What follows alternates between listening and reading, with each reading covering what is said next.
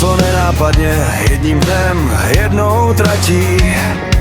Pitbike půjčenej na chvíli a sen už jel se mnou ven.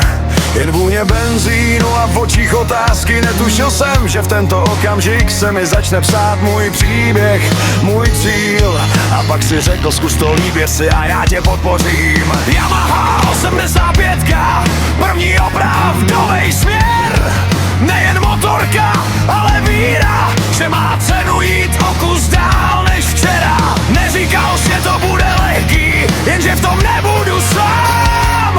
Díky to tobě dneska vím, kým chci být a kam jdu dál. Nejsi jen ten, co mi dal stroj. Jsi parťák, co při mě stojí, i když to bolí, když se daří.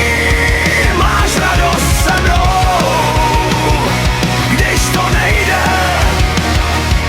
Jsi první, kdo mě zvedá ze země.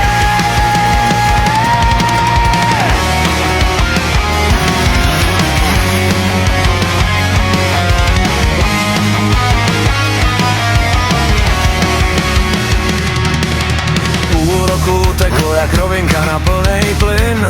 Vyrost jsem rychle, nejen výškou, ale i v srdci, i v hlavě. A pak přišly Vánoce, ten moment, co se nezapomíná. No a i 125, ruce se mi třásly, ty si mi splnil můj sen. První seriál, první nervy, a ty pořád klid, žádný spěch, žádný nátlak. Když jsem padal, neříkal, směl si, jen zvládnem to, pojď dál. Když jsem vyhrál, nebyl křik, jen poklepání je dobrá práce, kámo. Úspěchy, pády, úrazy, všechno k tomu patří a ty jsi byl vždycky tam. Bez podmínek, bez řečí. Nejsi jen ten, co mi dal stroj.